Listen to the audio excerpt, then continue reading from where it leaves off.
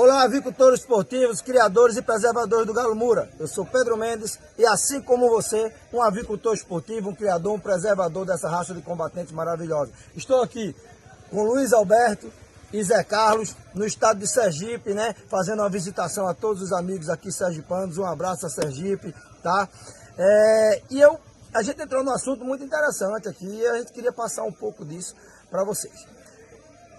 Luiz, eu queria lhe fazer uma pergunta. A gente sabe que hoje o galismo brasileiro, uma atividade cultural, secular, como a gente sempre fala, vem desde a época da colonização até agora, a criação, essa essência do galo Moura, que é fruto da miscigenação de vários galos, essa relação de amor do homem com essas aves, tá? Uma relação de séculos, uma relação de muito amor, carinho, de preservação acima de tudo. Hoje é muito perseguido, ou seja, é uma cultura perseguida, uma perseguição ideológica, tá? Que nada mais faz do que ameaçar a própria sobrevivência e existência do galo Moura, porque não existe avicultura esportiva sem o galo Moura e também não existirá o galo Moura brasileiro sem a avicultura esportiva, sem a prática dessa cultura secular. Como é que você vê essa situação de perseguição preconceituosa que nós vivemos? E, na sua opinião, o que é que os avicultores esportivos, o que é que os galistas devem fazer para mudar o rumo dessa história? Eu queria que você nos presenteasse aí com sua... Boa noite a todos. Antes de iniciar minha fala, eu gostaria de agradecer de coração. Eu acho que o galismo é isso, é uma confraria. A gente precisa fazer uso do galismo como espaços de encontro e confraternização. Pedro, veja bem, o galismo ele precisa, antes do que nunca, se organizar, sem mobilização, demonstrar força. Infelizmente, para que o galismo ascenda a uma condição de vencer essa questão do preconceito, da discriminação, a gente necessita do empoderamento. E para que o galismo atinja essa condição, a gente precisa alavancar um projeto que se inicia em todo o país de forma tímida, mas que eu acredito que irá germinar, irá fornecer frutos no futuro, que é a condição de associação de todo o criador. A gente precisa, antes do que nunca, nos associar, fortalecer e criar uma entidade de classe que possa falar pelo criador. Então, as associações, ela vai ser uma entidade jurídica que pode falar em defesa do criador. Nós já temos o Manual Moura, que é a portaria 1998, que garante o criar e preservar. Que é lei em 3 estados, né? Sergipe, Roraima, Paraíba. Nós temos a DPF 640, uma decisão monocrática, muita gente questiona, do ministro Gilmar Mendes, mas que é favorável. Parabéns a ele, porque não vem em benefício apenas da ave combatente, mas de todos os animais. Nós, criadores da ave combatente, somos também preservacionistas. O que a gente deseja é que os ambientalistas e animalistas nos insiram no bojo do direito dos animais. Nós não somos cruéis nem praticantes de maus tratos. Deixa eu só fazer um breve... Né? Nunca nos dão, né? Eu digo sempre, nós somos verdadeiros preservadores. Nós somos, na verdade, os verdadeiros ambientalistas do galo Moura, porque o habitat natural do galo combatente é a casa do criador, é seu quintal, sua chácara, seu sítio. Sem a gente teria acabado. E nunca nos permitem sequer a nossa versão. Então o preconceito é tão grande. A nossa versão. Então o preconceito é tão grande que eles já falam assim, não, você é criador de galo combatente, então sai para lá. Como se o galo em si mesmo fosse o mal. E na verdade um galo é obra divina, o galo combatente é obra da natureza. Né? Queremos mudar o galo combatente, o destino, façamos uma petição a Deus para mudar o estado das coisas e o comportamento dos seres. Abraham Lincoln, um dos presidentes americanos, foi indagado sobre a questão do combate da ave combatente e ele disse o seguinte: como é que vocês querem que eu mude a natureza das coisas?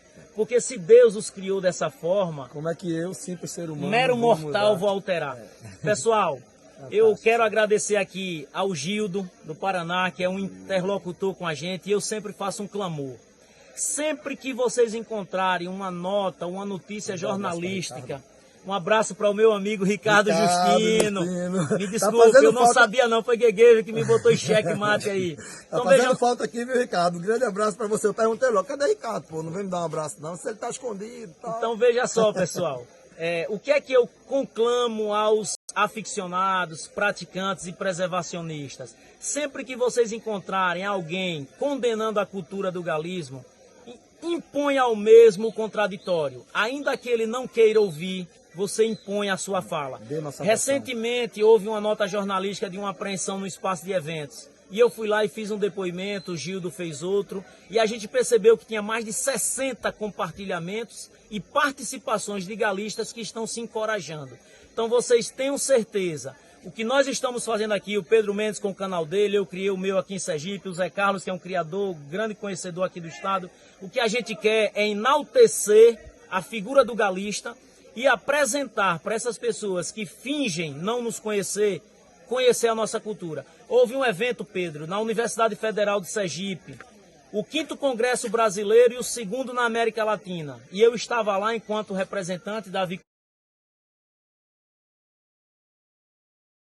avicultura esportiva para ouvir aqueles que nos condenam.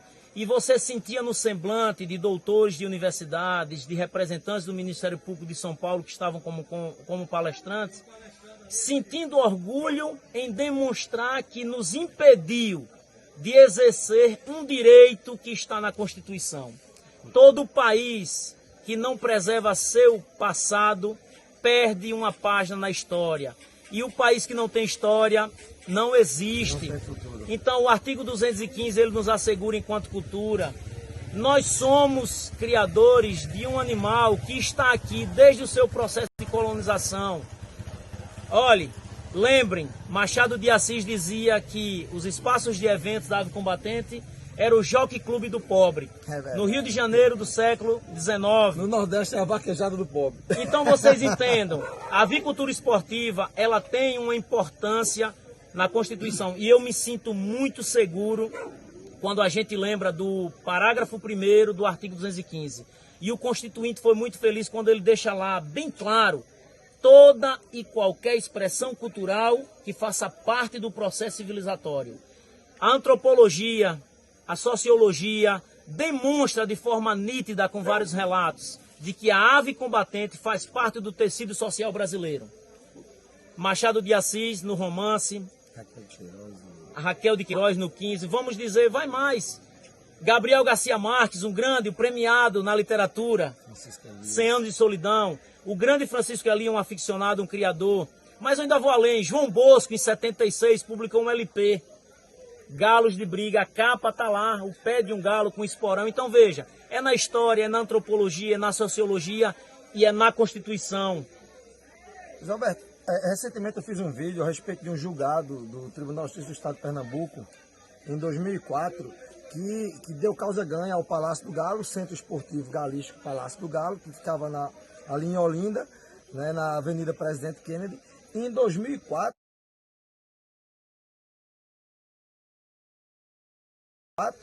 ele já funcionava, em 2002, quando foi fechado, ele já funcionava há 42 anos. Voltou em 2004, por decisão do Tribunal de Justiça de Pernambuco, decisão transitada em julgado. Foram feitos vários eventos lá, várias confraternizações, vários eventos para a seleção de reprodutores, de exposição, de leilão, enfim, tudo relacionado à prática da atividade da avicultura esportiva e da preservação.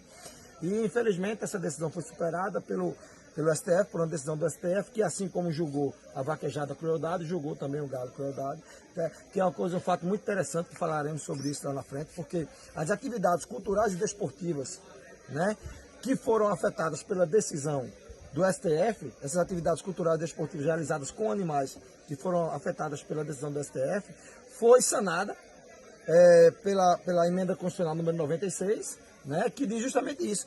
As atividades esportivas e culturais realizadas com animais não se enquadraria no inciso 7º, parágrafo 1º do artigo 225 da Constituição, que no caso seria crueldade. E as duas atividades foram justamente as atividades do galismo, da avicultura esportiva e da vaquejada. E a vaquejada é tida hoje como completamente liberada, e o galismo sofre essa perseguição ideológica, preconceituosa, com os preservadores e praticantes dessa cultura. O que você teria para nos dizer disso aí?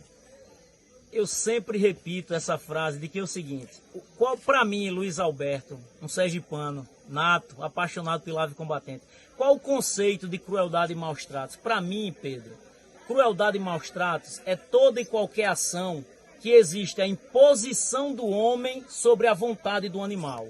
E o que a gente percebe é que a avicultura esportiva ela é diferente, ela não se prende a esse conceito de crueldade e maus tratos, porque não é a sua vontade e a minha que predomina sobre a vontade do animal.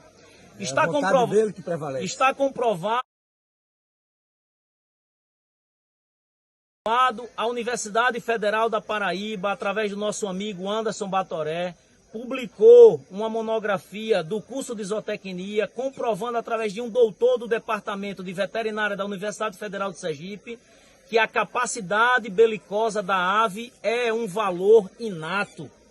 Valor nato, no caso. É um valor nato inato, nasceu com ele. Então veja, você colocar esse animal para combater, você apenas está permitindo que ele desempenhe as habilidades com as quais ele nasceu para viver. Ele exerça a sua destinação Bom, genética. e a gente sabe o que é que o Ministério da Agricultura, através da CTBA, determina como condição de bem-estar animal. Permitir que um animal desempenhe as habilidades com as quais eles nasceram para realizar é uma condição de bem-estar. Então, retirar da ave combatente o direito de combater como um valor inato, aí sim o governo está praticando maus tratos, e não o criador. Aí você me fez lembrar uma das 5 liberdades, né, dos animais, no caso dessas aves, né, elencadas pela Associação Mundial de Veterinária, que é a liberdade para o animal, no caso nossa ave, exercer seus comportamentos normais, seu modo de vida, os seus instintos. Então, na verdade, quando se persegue essa cultura, você, do galismo, da avicultura esportiva, você persegue a existência do próprio galo. E nesse momento, você contraria completamente a Constituição, porque você ameaça essas aves de extinção. Como eu falo sempre, não existe avicultura esportiva sem um galo combatente, no caso, os eventos para a seleção de reprodutores, e não existirá o galo combatente sem avicultura esportiva. Então, no momento que se persegue isso, se contraria o próprio inciso 7º, parágrafo 1º do artigo da Constituição, do artigo 225, no item 2, que ele fala que Patrimônio deve, genético, que deve ser preservar o patrimônio genético. deve ser coibido qualquer ação ou atividade que coloque qualquer animal em risco de extinção. Então, quando o Estado persegue o galo combatente, ele contradiz a própria Constituição. E só fechando aí essa situação que você falou, do galo exercer sua natureza, as habilidades dele, o combate dos galos é uma coisa natural, é uma dádiva da natureza ao galo, né? E permitir que ele exerça, simplesmente permitir a sua realização como galo combatente, seria, certo? No caso nós, maus tratos, se interferíssemos, né? Eu digo sempre o seguinte, a liberdade dos animais deve ser preservada, assim como aconteceu na natureza, e a maldade do homem só acontece quando ela é de forma gratuita. Ou seja, quando o homem age diretamente confrontando o animal de forma gratuita, maldosa, por pura maldade. Porque nas relações entre homens e animais, seja ela relação doméstica, relação comercial, uma relação esportiva, uma relação de consumo, né, uma relação de trabalho, essas relações entre homem e animal, naturalmente, você impõe a vontade do homem em algumas coisas, não na avicultura esportiva, mas nas outras relações, ou a vontade do homem sobre o animal. Né? Mas isso não é maus tratos. Por que não é maus tratos? Porque ele tem um objetivo, tem uma finalidade. Consumo de carne, o comércio, o trabalho, enfim, uma série de coisas. Só seria maus tratos se essa imposição de vontade humana fosse por pura maldade, gratuitamente, a troco de nada. Não é verdade, Luiz? Ô Pedro, e a gente, para confirmar que tudo que a gente está comentando aqui está assegurado, tanto está na Constituição como em leis. Mas eu ainda vou além, eu vou me prender ao 215, que eu insisto, que o galismo é cultura. Olha, no nosso estado, na cidade de Laranjeiras, que para alguns historiadores do passado seria a Veneza sergipana, porque é um berço da cultura do meu estado, intelectuais, políticos, pessoas de grande vulto. Lá tem uma igreja, que a Igreja Católica homenageou com o nome de Igreja do Galo. Se você for olhar o símbolo da França, tá lá, um galo. Na França é legalizado, sabia? Eu sei disso. Exato. Vocês percebam o seguinte, a prova de que isso é cultural, porque está assegurado. Tem uma tese de doutorado, infelizmente fiquei muito triste quando o Sandro de Goiás pediu que eu fizesse uma pesquisa para tentar conectar o professor do Rio Grande do Sul, e ele tinha falecido em fevereiro. Sérgio Alves Teixeira, neto de galista, filho de galista, e fez uma tese de doutorado, que para mim é o documento mais importante no Brasil no momento, que a antropologia produziu, mostrando que a avicultura esportiva tem um traço cultural inquestionável com a sociedade brasileira. E o Misael Costa também tem uma tese de doutorado sobre o galismo, com viés na história. Então é inegável que a avicultura esportiva, ela é cultura porque ela permeia toda a nossa sociedade. A Igreja Católica homenageou com uma das principais liturgias da igreja, a Missa do Galo. Por que em homenagem ao galo combatente? Porque para os religiosos, o galo combatente é visto como um símbolo profético. A ave combatente, ela tem um valor profético, porque ela disse para Pedro, Pedro, tu me traíste por 3 vezes, vai me trair antes do galo cantar. E eu ainda vou além, se você entrar na mística egípcia, abrir um parênteses aí nessa tranquilo, fala. a mística egípcia também tem um valor importante para o galo combatente.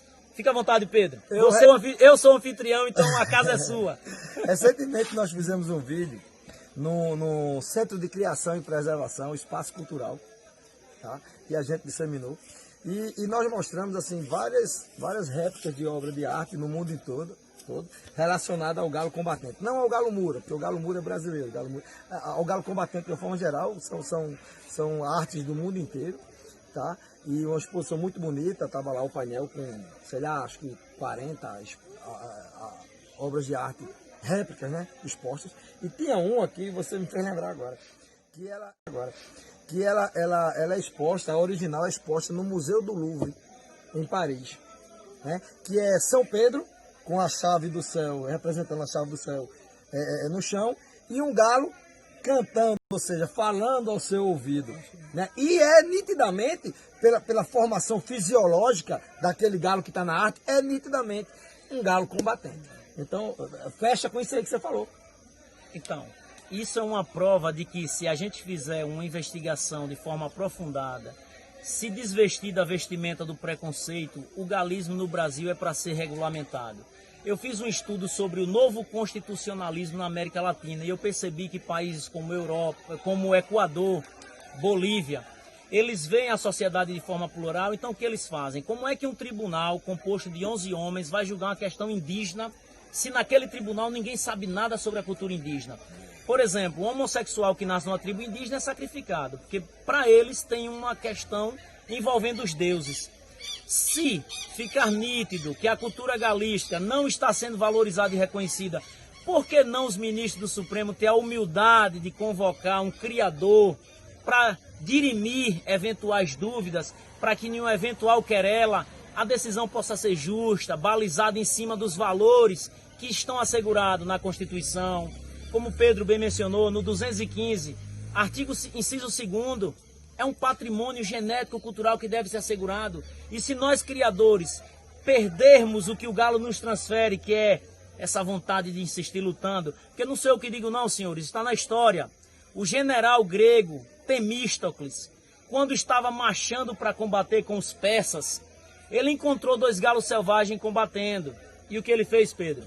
Parou o seu exército, pediu que todos observassem as aves combatentes e ele fez questão de botar lá, na mente daqueles guerreiros, um discurso de valorização moral. Estão vendo aqueles 2 animais? Não briga pelos deuses, não briga por esposas, por filhos, por símbolo religioso, briga por uma única finalidade: jamais se render. E é isso que eu conclamo a vocês, brasileiros, criadores, amantes, preservadores e aficionados. Vamos nos organizar. Sem força e representatividade política, não seremos ninguém. Mas se amanhã o galismo acender uma condição de que em cada estado exista uma associação estadual e a gente possa criar uma coordenadoria, todo mundo vai querer essa categoria que se apresenta como unida, e que demonstra que o galismo nada mais é do que um espaço de confraria. Está aqui, pernambucano, andou aí seus 600 quilômetros para vir dialogar com o sergipano. Qual o objetivo? Nós não ganhamos nada com isso. Não existe promoção financeira, pessoal. É amor. Galismo é paixão. Tá no sangue. Tá na história do Lenaldo. É um antecessor familiar que foi escravo, que trouxe uma semente, que trabalhou com isso e ainda mantém viva essa cultura. É o que o Pedro mencionou. A cultura só deixa de existir se não houver continuidade. Aqui estou eu com 2 filhas. Uma se formando em odonto, outra está aí caminhando para o direito, mas eu digo sempre, vamos passar o final de semana na chácara para vocês conhecerem o que é a ave combatente. E elas entendem que tem um valor de respeito, de amor, de confraria E acima de e tudo, acima de tudo, preservação e assegurado na Constituição. O galista jamais pode ter medo de dizer, eu cultuo isso aqui. Você é vegano? Tem orgulho, né? Você é vegano? Cara, eu não convido você a comer carne. Agora, respeite também a minha intimidade. Eu não sou cultuador de corrida de cavalo. Sou da ave combatente. Você é cultuador da vaquejada. Eu sou da ave combatente. É na diversidade que se constrói o novo. É uma sociedade plural, não é isso, Luiz? Exatamente. Sem preconceito. Sem preconceito. E demonstrando que nós estamos aqui. Zé Zé Carlos. Carlos, vai dar uma palavrinha, vai dar um prazer a gente ter uma palavrinha sua. Vamos lá. Como avicultor esportivo, Olá, como pessoal. criador e preservador. Eu queria aqui agradecer a essa visita do Pedro Mendes, que se deslocou de Pernambuco para vir nos visitar e falar sobre o galo combatente. É oportuno e é prazeroso estar ao lado de Luiz Alberto, né, um estudioso, um pesquisador da avicultura, particularmente do galo Moura. E nós temos uma tarefa difícil pela frente, que é mostrar para a sociedade, mostrar para todos os segmentos, político, civil, que o galo é uma ave que é milenar, está aí, e que nós temos que fazer um trabalho no sentido de criar e preservar e manter Acesa a nossa cultura. acesa a cultura, que É isso aí. do galo combatente. É isso aí, Zé Carlos. Um grande abraço. É isso aí, minha gente. Galismo é tradição, galismo é cultura, galismo é preservação e união, confraternização entre os avicultores esportivos. Nós não afetamos a sociedade em nada. Nós apenas somos preservadores, criadores, tá? Amantes do galo e preservamos não só o galo combatente, mas também uma tradição e uma cultura. Ok? Um abraço a todos, um abraço a todo o Brasil. Fiquem com Deus e acompanhem nossos vídeos. Pessoal, juntos somos muitos e somos fortes. Vamos acreditar que pessoas como Pedro, como Alberto, como Zé Carlos, podem trazer algo de produtivo para o galismo. Nós precisamos de você, do seu apoio, você Todos. conosco. Esse canal é nosso. Um abraço.